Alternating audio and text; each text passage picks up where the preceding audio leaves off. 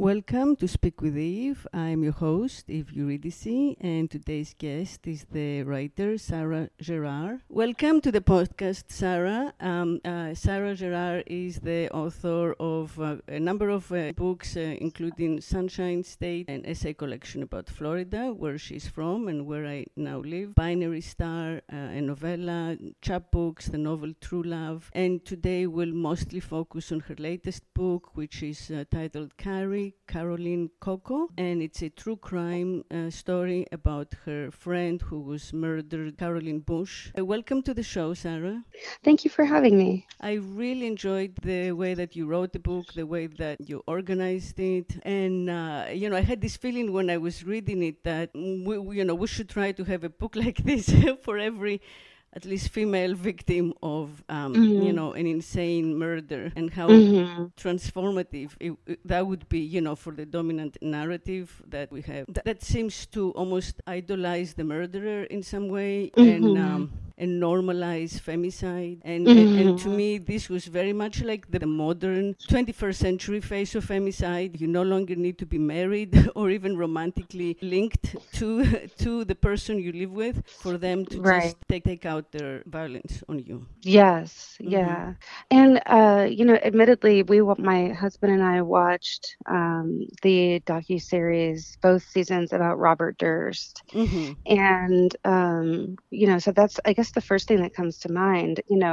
There has been a dominant narrative that, and which is not untrue, that women are killed most often by men they trusted. And I think to the general, the first thing that comes to mind for someone who's been in a heterosexual relationship is, my boyfriend or my husband. But it could also be my brother. It could also be my roommate. It could just be my friend. And, like as in the case of Robert Durst, he killed not only his wife, but also his best friend of, many, many years. So, yeah, but I think the important thing to remember is that it could be any man you trusted. It could be your father. Right? Yeah. Just the domestic. There is something about domestic cohabitation that seems to reassure the unsub, the murderer in some way, or to maybe give rise to these urges that come from 7,000 years of patriarchy, right, where women had no personhood. So that's, epigenetically, that's like a long time of a certain cultural norm compared to the mid-60s. I mean, it's been a very short time that has no longer been the case, right? So you live with a woman, there is definitely that gut instinct that, that's mine. Yes.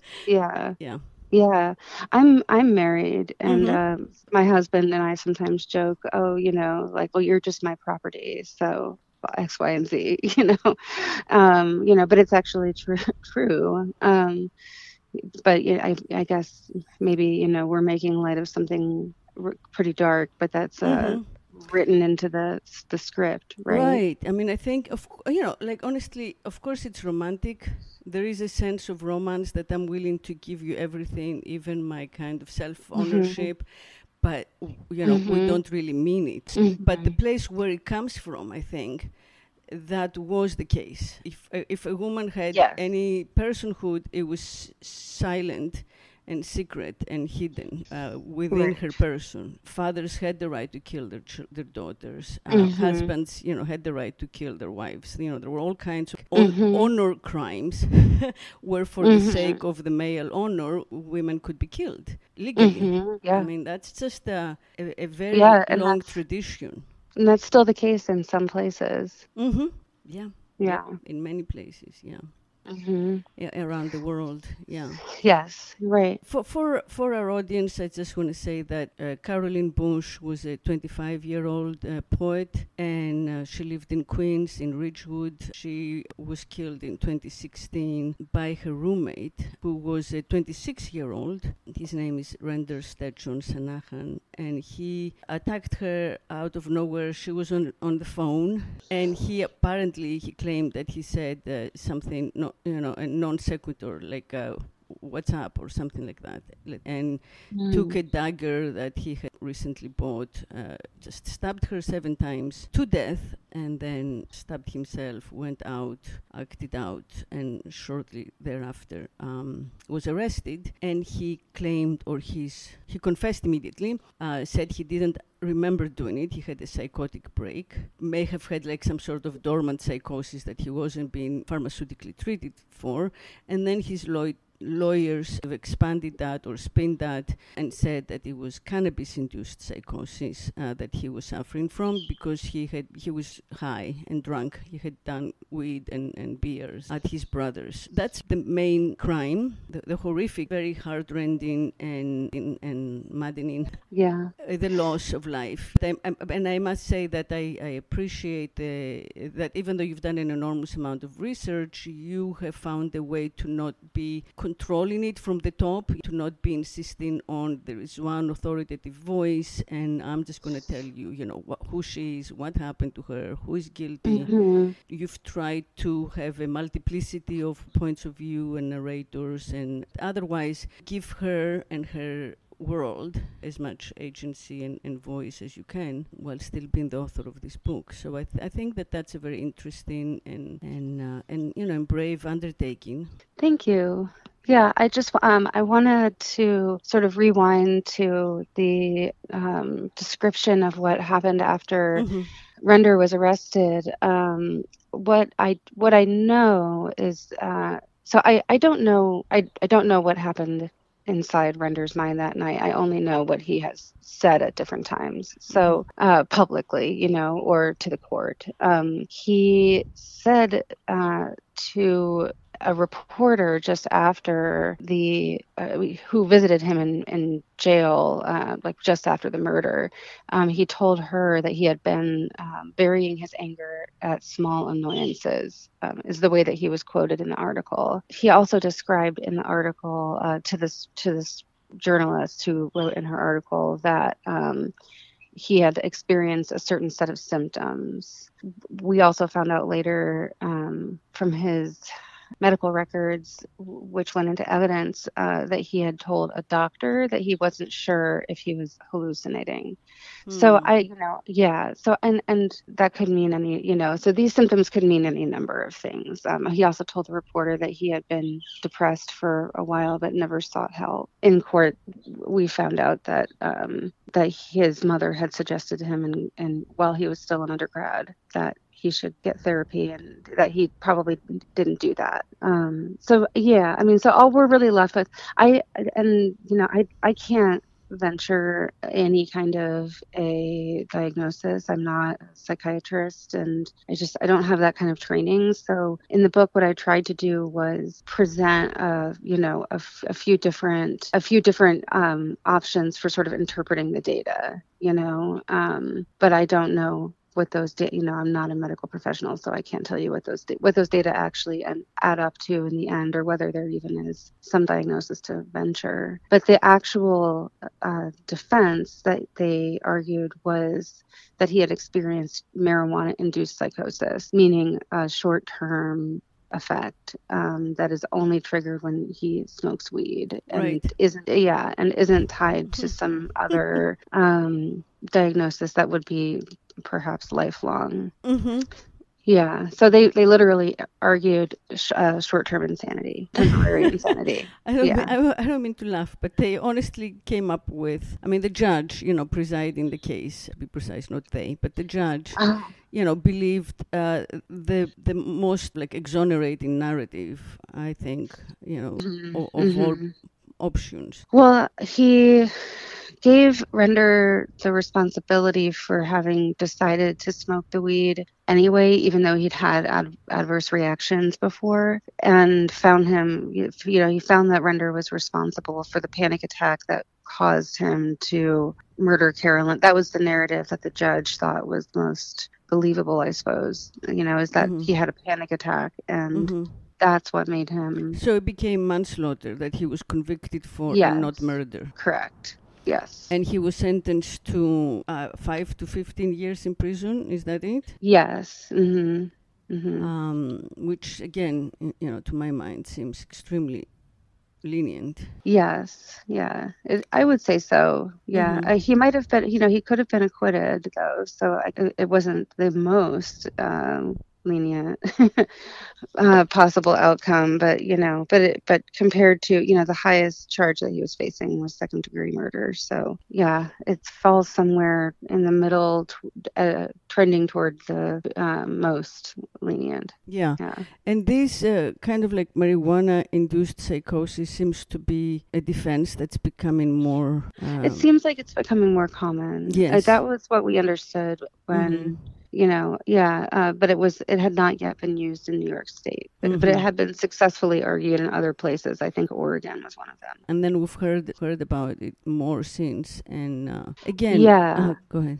Well, I sometimes now, because the internet knows what I've been searching for years, it feeds me clickbait articles and stuff about something called scromiting, which is a combination, which reminds me of marijuana-induced psychosis. And I know that marijuana-induced psychosis is a thing, but usually it's for people who are like, chronic users and have other underlying mental health conditions. So that was what was so surprising about Render making this plea. But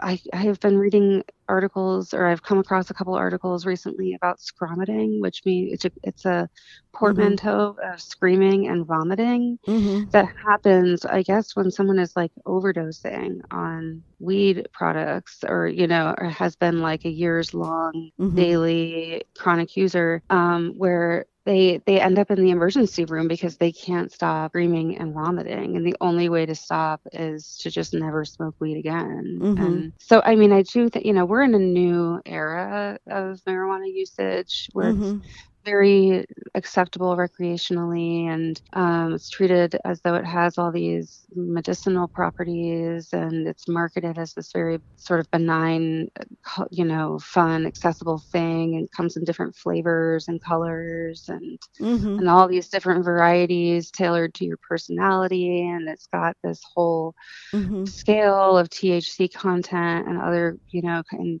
everybody is like an armchair scientist when they walk into the dispensary now. And I just think that it's no wonder that things like this are becoming more common, or more commonly reported on. That's as well. Right. Yeah, that's right. And you live in one of those states that has been transformed by legalizing marijuana. Yeah. Absolutely. Yeah, it's a whole industry now, and now we're getting into psychedelics. Wow. And it's a multi-billion dollar industry. So, now we're talking about capitalism, like, the capital of, entertainment expands to include altering, consciousness altering psychedelics and drugs. And it's all the rage. I mean, microdosing with mushrooms, ketamine, and weed of, in every iteration, as you said. I mean, personally, I cannot handle it. Knowing your limits is the basic, most ancient definition of sanity, right? Right.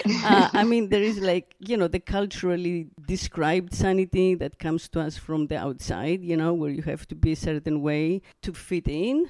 But the real sanity is just knowing what your limitations, your strengths and your weaknesses, for yourself, and trying to stick within those boundaries. And, I for myself found out, super young, like in college, that it's not for me. I get extremely disturbed, both, psychologically and physically, not mentally, but psychologically and physically. I feel extremely unbalanced and unsafe, and like balance for me is health, so why seek to imbalance myself? Definitely did feel nausea, and nausea makes you want to vomit, and that makes you want to scream. So what we're talking about is like, it's not so unusual. We're acting like, there is like a new and bizarre it's like, no, people used to go around New York, and they had lost their minds after one trip. I think that still happens. Yeah, exactly. Yeah, I mean, I'm not there anymore. I'm not either, but I was there like a couple of years ago, or I was there actually last week, and I saw a lot of that still. Yeah, so these are serious things that should be included in every conversation, about drugs and legalization and usage and, dosage and all of that stuff.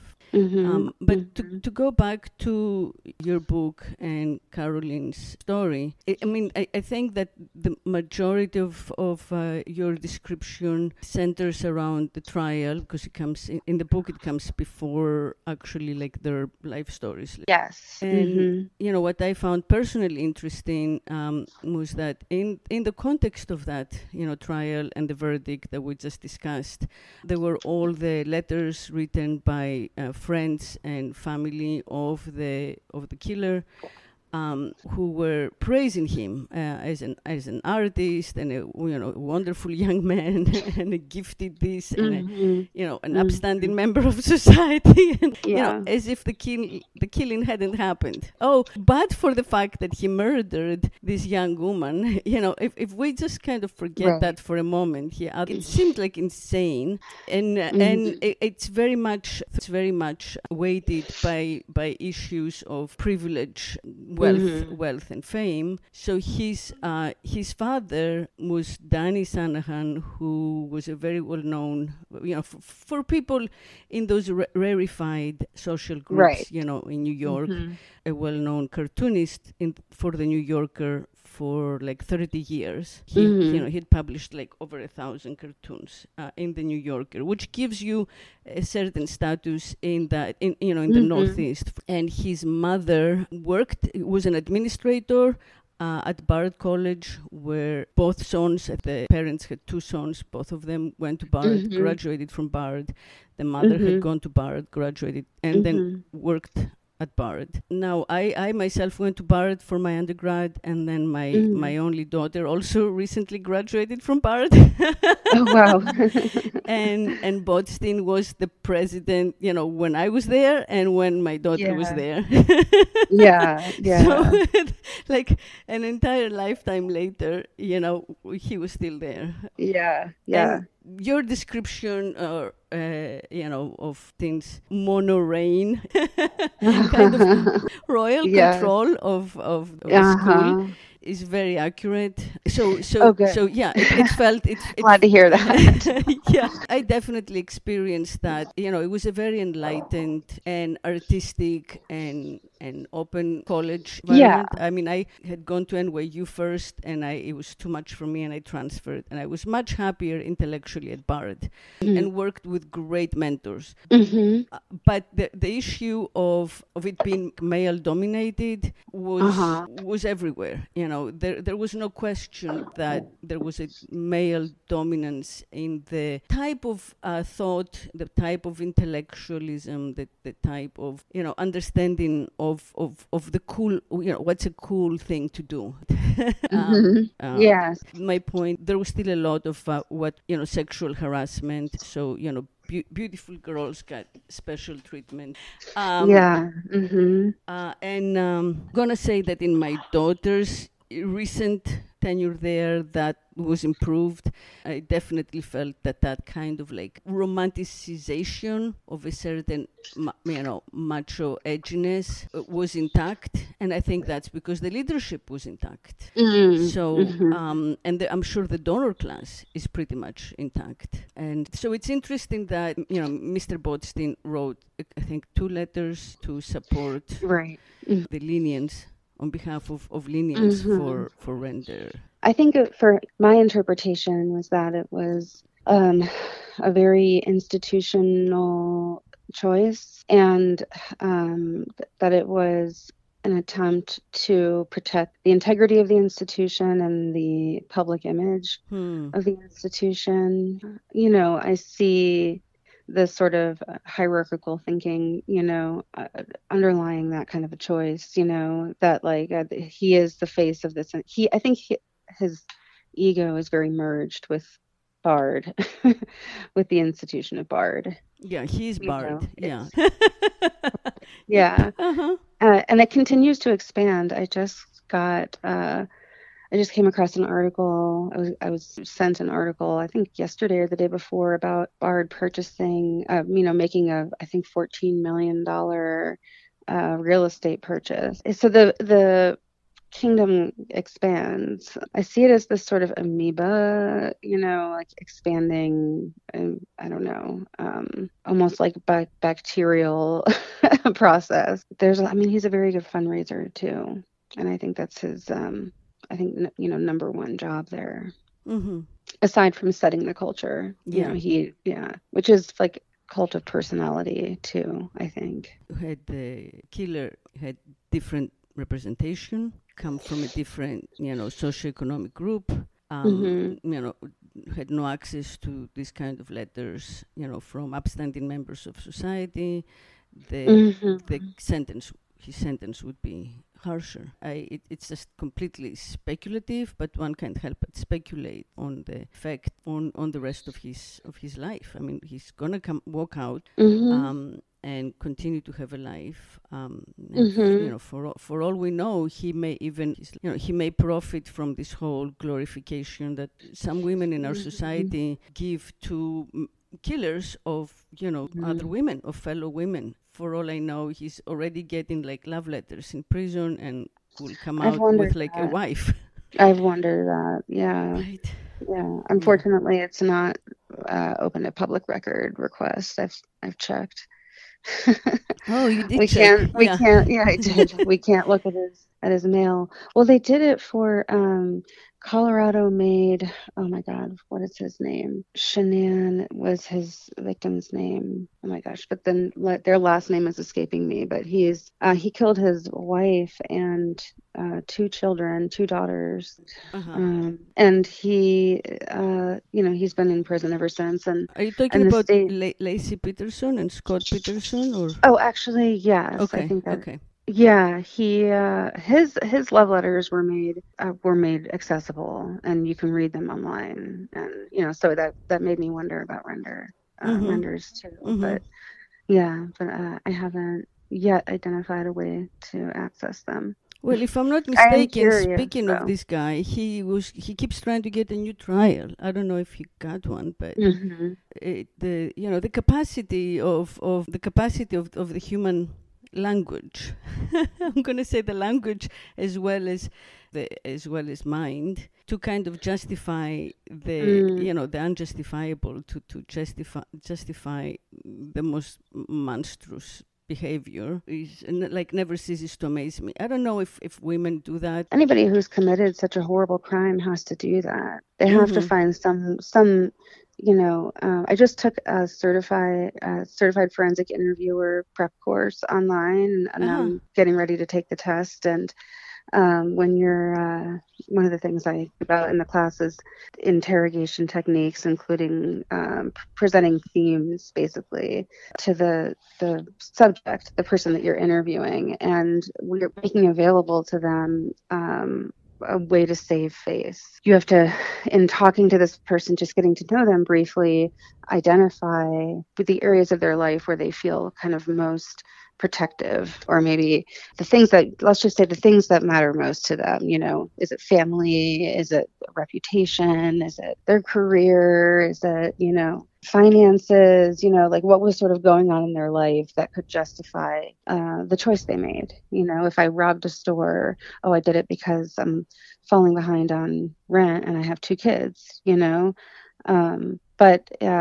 So, yeah, I mean, I have no doubt that, this is, of course, any plea that a defendant presents in court is gonna include some of those themes, Yeah, but I do also think that at least, men have a capacity, perhaps because this has been their culture and their language, right? For thousands of years, women have been excluded. So, it's very recent that women have kind of had entry, and many of us still feel that we're kind of borrowing, these words and this, reasoning and this logic. It's not like natural to us. We just have had to adopt it. So having been here for so long in control of civilization, let's say, I think it just comes to them more easily to kind of justify taking extraordinary power and control over another. Like most women, I would think, and again, I apologize for generalization, but I think that most women would still tend to justify committing violence as a form of self-defense. I was protecting myself rather than this was something that made sense within whatever, let's say, my psychosis of the moment, or some other similar breakdown of an otherwise normal life and function. I think that there is a normalization that goes on of these breakdowns into violence, and maybe like men have had to be in for a lot longer in war zones, right? And again, where like violence had to be normalized. You break out into violence and then you return to like not being violent, and that's sanctified. So there is a lot there. Yeah, I think you're onto something. I mean, the one thing that criminology knows, and this is the only one thing that has been proven, let's say, is that men commit more crime than women. So I mean, I think, yeah, but everything else, of course, is unknown. Is it biological? Yeah. Is it, is it a learned behavior, enculturated? And then, what are we calling a man? Yes. So,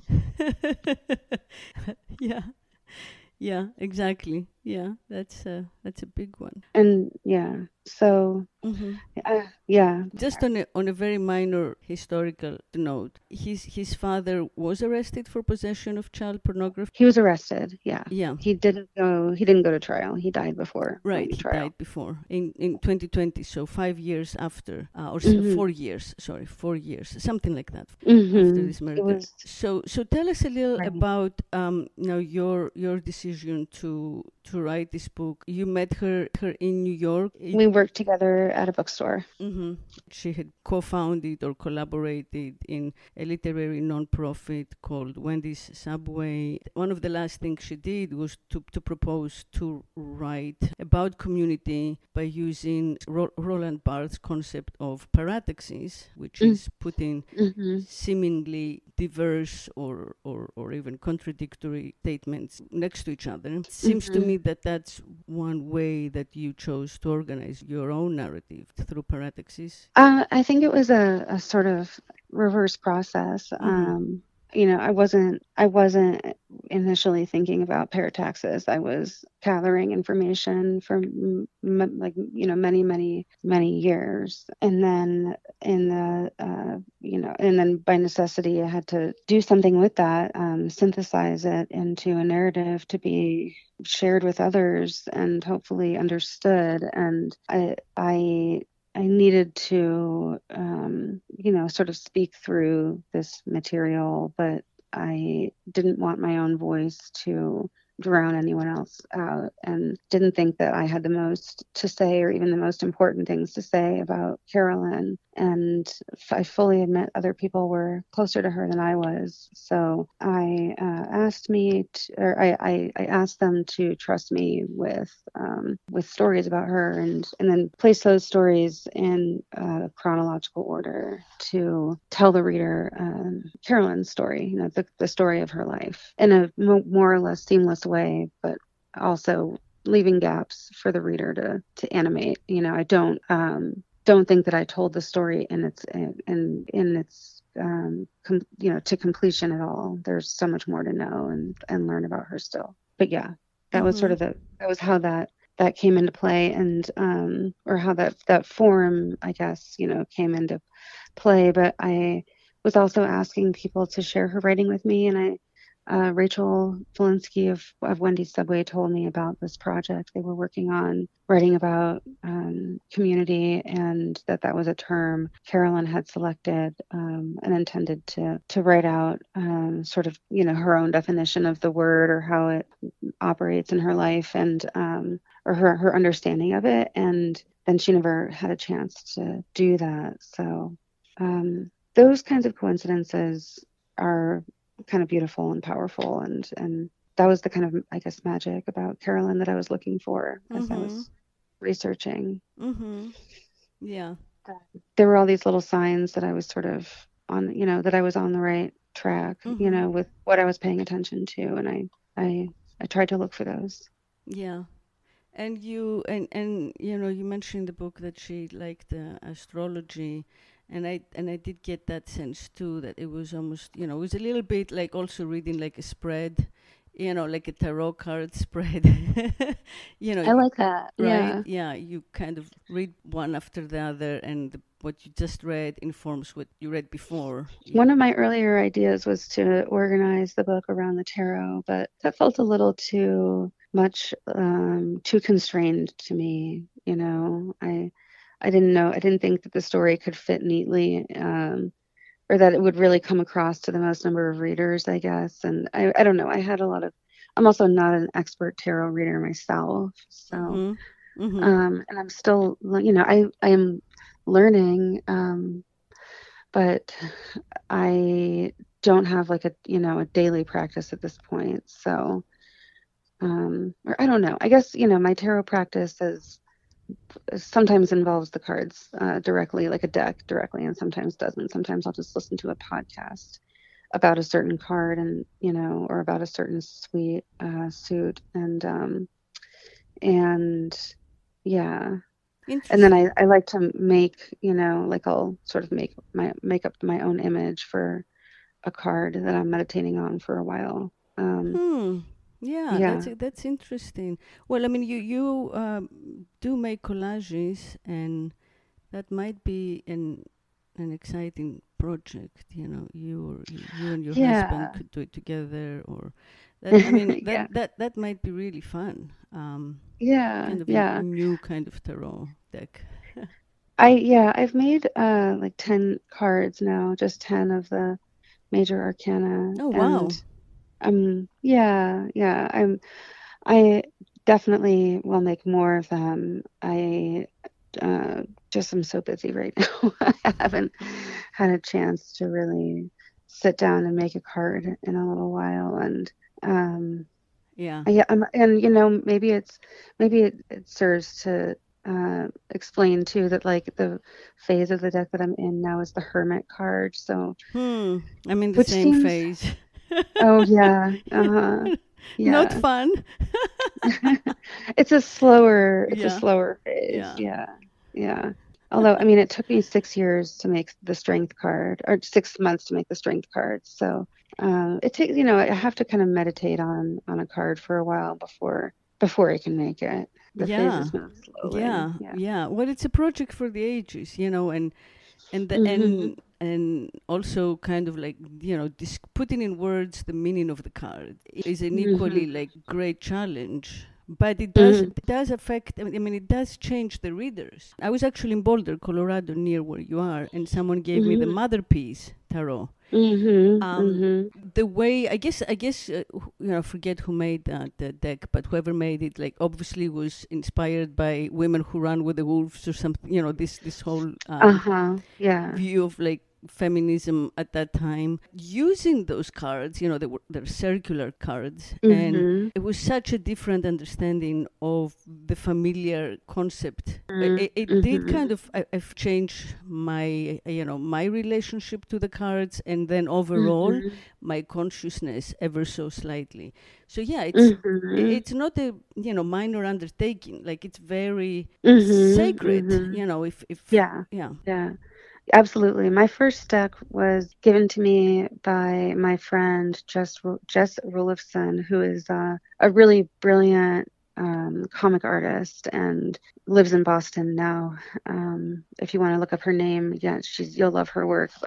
But she gave me my first deck because she knew that I made collages. It was a collage deck, and it's made with these, very, they're not like my collages at all. They're very stylized and like 1950s and 60s, sort of these vintage images, but also kind of absurd and even like kind of weird and gross at times, but in a really delightful way. And yeah, when I use that deck, it's completely different. And I feel like, the Rider-Waite deck, I that's sort of the standard, Right. Yeah. I learn a lot about the tradition of the tarot listening to podcasts and reading books about the Rider-Waite deck, but I also have some books that kind of look at 3 different decks at once and venture in interpretation, and I appreciate just the long history and tradition and depth of the deck too. And the variety, I do think that the imagery is just as important as the sort of history and interpretive meaning of the cards. There's not like a 1-to-1. No. Like way to read them at all. And I just think it's a really endlessly fascinating tradition. I agree. And I mean the icon, because it's iconography. You write Yes. image, right? And then when we read it, we study the image, and through, obviously, something else comes to us, through use and familiarity. But it is still that there is like a focal point on the card, on that image, and then you transcend it. But the image is used as a portal. So it is, right. The icon is very important. Depending Absolutely. on what you focus, you gaze on and I feel that that's a more female gaze. Yeah. Right. There's no dogma about the cards. Yeah. And it's a very queer feminist history and practice. Yes. Yeah. Giving value and validation, cultural value and validation to a practice, the intuitive reading. I think it's like a great feminist choice that takes you out of the mainstream cultural like self-presentation and into something a little more essential. Yeah. Exactly. Yeah. Exactly. Yeah, and it opens up, and I guess that's probably what Carolyn appreciated about it as well. She was curious about the occult and or different traditions. I'm thinking of the scene in the book where she reaches out to Adjoa the day before she died and offered to asked Adjoa if she wanted all of these herbs that she was getting rid of. She had too many herbs in her house, and then sort of passing that on to Adjoa through this, traumatic moment, kind of became like Adjoa said, it had been turned into metaphor in a way, this gesture. Yeah. But, and there's something about that too. I mean, I think it's just recognizing that we move through, energy fields and touch each other in these, cosmic, intuitive, I don't know, ways, True. And I want to also, commend you for bringing attention to the archive, which I think is very beautiful, the online archive about her, which is Carolyn Bush livingarchive.org. And some of the proceeds from the book are going to it, right? Right. Yeah, I think that's wonderful. The person who created the archive is Pamela Tinen, who was one of Carolyn's best friends, and wanted to, give a home to the to the stories that continue to be shared about her. because a book has certain limitations, right? And Yeah. I mean, I yeah, went to it, and it's great. It has like, video, or the yeah. trial documents as they are. Mhm. It's in a sense completely free of interpretation, Mhm. Mhm. which is Exactly. nice. You think at all of that book, Edie, American Girl, the Edie I don't. Sedgwick book. Oh, Yeah. yes. Actually, yes. Yeah. I read it and I was like, "Oh, this is delightful. This is so fun." And then I read the Edie book, not the whole thing. I think I read like half of it or something. But I also read Please Kill Me: The Oral History of Punk. And Mm. yeah, I mean, I was really into this idea for a minute there, of writing it that way. I even brought it to different, I wrote long parts of the book that way first before I wrote them as like traditional prose. And my dad liked it, and Mm-hmm. my mom didn't really get it though. And I was like, okay, well, this sample size is not what I wanted it to be. This is not what I hoped for. So, and then my editor said, no, no, no, you have to just like write it. I resisted, at first when people said that to me, because Mm-hmm. was still kind of early in the stage of writing what you're reading today, Mm-hmm. and I felt like I had really gotten somewhere, and I liked this idea a lot for what it sort of enabled, maybe what it enabled me to do, which is not really appear in the book at all, Yeah. and Yeah. Yeah. it sort of gave control back to the material. But I guess, I mean, you can't just present material. You kind of have to help your reader understand what the Mm-hmm. research Mm-hmm. means, and what is this multitude of voices actually saying. It's a little harder to do in a book like this, a book of nonfiction like this, than it was for Taylor Jenkins Reid when she wrote Daisy Jones and the Six. Yeah. Yeah. Her Yeah. that story is very, it's very neat. It has a limited cast of characters. It has one main story, but there might be a couple of subplots, but this, I think, Carolyn Coco ended up with like four different narratives, and just had there are too Yeah, many there are four characters. different stages. Also, because you covered, because you took longer, the trial happened, so you kind of covered a Uh-huh. bigger span of time. Yeah. When I was very young, when I was at NYU, and when I went young, so I was like 17, and my girlfriend killed herself, Oh, wow. and it was I was there, so took maybe 7 years, right, to overcome it. While being in mourning, all I could do, of course, is write. I mean, being a writer. Yeah, And yeah, I tried yeah. so hard. I wrote it and I rewrote it and I rewrote it. And I really did want for her to kind of present the story and put it out there. And I never succeeded because I was there. I kept Yeah. intruding, and my emotions kind of took over. So Well, of I do course, yeah. admire, the ability, the self-restraint you have shown in telling Carolyn's story. I just think, yeah, if I had been closer to her, I would have written a completely different book, and I would have been foregrounded a lot more, and it would be much more a story about my own grief, Mm-hmm. and of course Carolyn would be a character, and our relationship would be more, would take up more of the space in the book, and I didn't have that luxury with her, and so this was the result. I appear in the book as much as I felt like it was appropriate to do so, and Pamela was much closer to her, and their story takes up a lot more space, Mm-hmm. and if Mm-hmm. she were to write a book about Carolyn, and I hope she does, I think that Mm. she would be more of a character in that book. It Mm-hmm. would be, and maybe there would be a smaller cast of characters, and it would be, and there would be a lot more material about, the two of them together and their memories together, and Mm-hmm. how Carolyn meant so much to Pamela, and how Pamela grieved afterward, and Mm-hmm. that would be a beautiful book. But Yeah. it's just, yeah, it's not the book that I could write about her. So, Yeah. Well, I mean, I did enjoy, the outcome. I did really, as I said when we started our conversation, I actually reading it thought, I wish there was a genre, Maybe there will devoted to be. kind of like, telling the story of victims of extreme, like senseless violence through their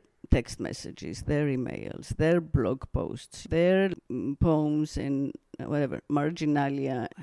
I think it would be a wonderful addition, to the kind of genres of writing that we already have. And go ahead. Carolyn wrote a lot. There should be a book of her writing. That's for her estate to decide. But I hope the world gets to know her voice. A book under her name. With her. Yeah. So. And it apparently, so it's because of this research that you're now studying what you're studying? Is it because of... Yeah. Mm-hmm. I'm actually going back to school tonight. Oh, wow. The new semester is starting now.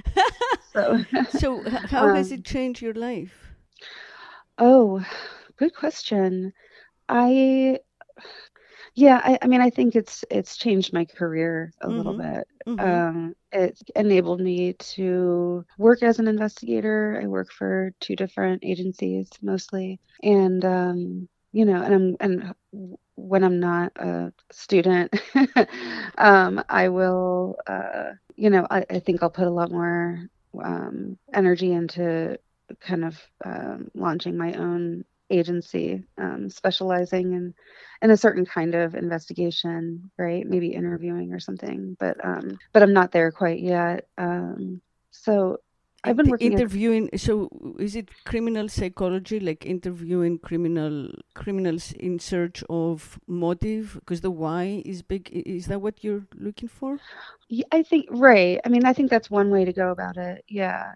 But you could, I'm also an investigator, so I use other methods than interviewing. But I think, kind of, there are different, the agencies that I see in this field, they all kind of put themselves out as specializing in a particular area of investigation. So maybe like death investigation or car crash reconstruction, or so yeah. So I'm kind of thinking through like what do I have to offer, I guess, as an individual in this field. Going about my work, and so I'm going back to school now, majoring in criminal justice, getting a master's in it, and I've been I'm on the gender-based violence course, and yeah, so I think I'm sort of taking an academic approach to this, and also looking at, what kind of continuing education I can do to become a better investigator, for the agencies that I already work for. So these agencies... I'm putting a lot more... I think I'm putting a lot more energy right now into kind of a different area than writing. I'm still writing, but I only have one brain, so I can only do so many things with it at once. And but I also know that the next book I publish will be a novel, and I'm looking forward to playing a lot more, I think, on the page than I did with this last book. Yeah. You're a writer first and foremost, but that again, that's a choice that I admire, and I hope more writers would make, going back and forth between the life of the intellectual observer and the participant, the not just the advocate, but the participant. Where you actually we try to use what we learn to solve a tiny bit of right, a tiny part of the many unsolvable crises in the real world around us. Yes, well put. Yeah, so I think that's great that, having spent like 6 years or doing this, research and thinking about it, you can go back into the real world and say, well, how can I use this to be of good, to be of service, practically? Yes. Yeah. Yeah. Yeah. Absolutely. Yeah. And I think it really puts my writing life in perspective. I think sometimes if we spend too much time alone, we begin to believe we're more important than we are. and and then there's a necessary period, I think, of going outside and seeing yourself as one of literally billions of people on one planet among billions in our galaxy and or our universe. And we need to remember that we're actually very small. I think so. Yeah.